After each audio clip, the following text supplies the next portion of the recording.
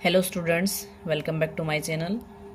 Class 10th math exercise 10.2 चल रही है बेटा। लास्ट क्वेश्चन रहता है बस उसका। क्वेश्चन नंबर है 13।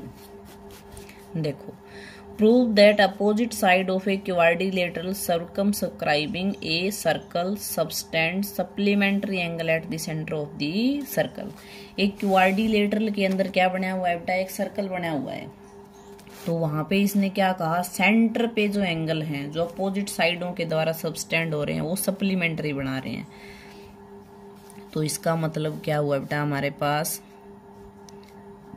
मैं इधर ऐसे ज्वाइन कर देती हूँ, इसको स्केल से सीधी कर देना आप लाइनों को।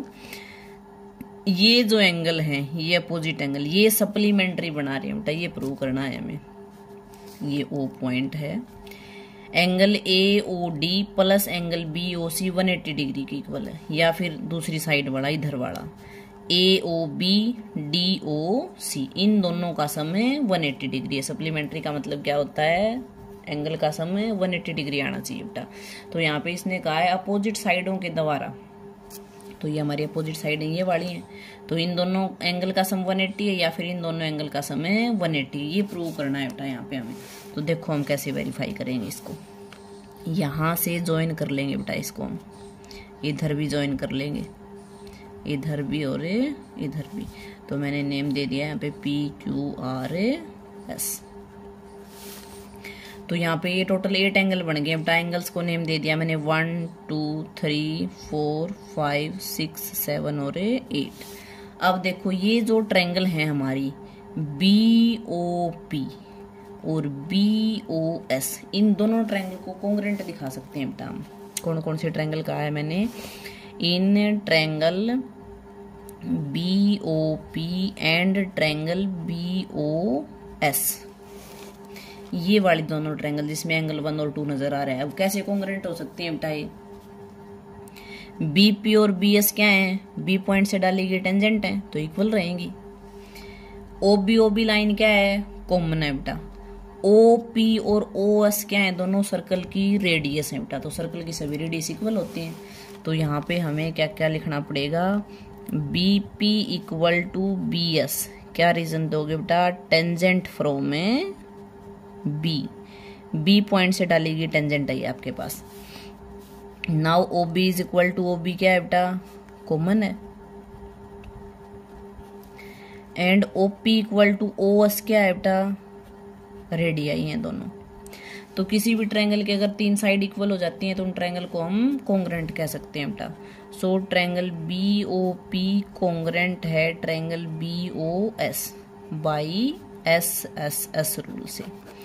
ट्रायंगल अगर कॉन्ग्रुएंट है तो उसके कोरस्पोंडिंग पार्ट क्या हो जाते हैं बेटा? इक्वल हो जाते हैं। तो इस सिचुएशन में मैं एंगल 1 को 2 के इक्वल कह सकती हूँ। Angle 1 is equal to angle 2 by CPCT। अब ऐसे ही इन दोनों ट्रायंगल को भी मैं सिमिलर कर सकती हूँ बेटा, इन दोनों को भी और इन दोनों को भी। तो सारे ट्रायंगल दिखाने की जरूरत नहीं है, हम डायरेक्ट सिमिलरली लिख देंगे। सिमिलरली लिख के हम कह सकते हैं एंगल 3 है वो 4 के इक्वल है, 5 है वो 6 के इक्वल है, 7 है वो 8 के इक्वल है बेटा। तो यहाँ पे हम सीधा ही लिख देंगे अब similarly angle 3 is equal to angle 4, angle 5 is equal to angle 6, 5 is equal to 6 आएगा बेटा। यहाँ पे इधर देख लो, angle 5 is equal to angle 6 और angle 7 is equal to angle 8। ऐसे ये सभी एंगल आपस में इक्वल आ गए हैं। अब देखो सेंटर के ऊपर ये सारे एंगल मिलकर कितने डिग्री का एंगल बनाएंगे बेटा? 360 डिग्री का। तो मैं सभी को ऐड कर देती हूँ। Angle 1 plus angle 2 plus angle 3 plus angle 4 plus angle 5 plus angle 6 plus angle 7 plus angle 8 equal to 360 degree हो जाएगा बेटा, सम ऑफ ऑल एंगल्स। अब मुझे एंगल कौन कौन सी चाहिए ये देखो। तो अपोजिट एंगल ये है बेटा, मुझे चाहिए 2 + 3 + 7 + 6, यानी 2 3 7 6 चाहिए। बाकी सभी को चेंज करना है आपको। तो कैसे चेंज करोगे? देखो एंगल 1 की हमें जरूरत नहीं है, तो एंगल 1 किसके इक्वल था? 2 के इक्वल था। तो मैंने 1 की जगह 2 रख दिया बेटा। 2 को एज इट इज रखना है, 3 को भी एज इट इज रखना है। 4 की जगह क्या रख दिया बेटा? 3। 5 को चेंज करना है बेटा। 5 किसके इक्वल है? 6 के इक्वल है। यहाँ पे 6 रख दिया। ये 6 एज इट इज। 7 है वो भी एज इट इज रखना है। 8 है वो 7 के इक्वल है, तो यहाँ पे 7 रख दिया बेटा मैंने। Equal to 360 degree. तो यहाँ से देखो सारे एंगल डबल डबल हो गए हैं, इसको मैं लिख सकती हूँ 2 एंगल 2। ऐसे ही एंगल 3 भी 2 टाइम्स है, एंगल 6 भी 2 टाइम्स है और एंगल 7 भी 2 टाइम्स है। अब इस 2 को हम कॉमन ले लेंगे बेटा, क्या बचेगा अंदर, एंगल 2, यहाँ पे एंगल 3 आएगा भाई, angle 3 plus angle 6 plus angle 7 equal to 360 degree. इस 2 को उधर डिवाइड में ले जाएंगे बेटा, angle 2 plus angle 3 plus angle 6 plus angle 7 equal to 180 degree. अब 2 प्लस 3 जो एंगल है वो मिलके कौन सा एंगल बना रहा है, BOC। तो मैंने यहाँ पे रख दिया एंगल BOC। 6 प्लस 7 देखो, 6 plus 7 AOD, angle AOD equal to 180 degree. तो हो गया अपोजिट एंगल का सम 180 डिग्री बेटा। ऐसे ही अगर मैं इन एंगल्स में चेंज कर देती इनको, 1 प्लस 8 4 प्लस 5, तो ये भी 180 डिग्री आ जाता है बेटा।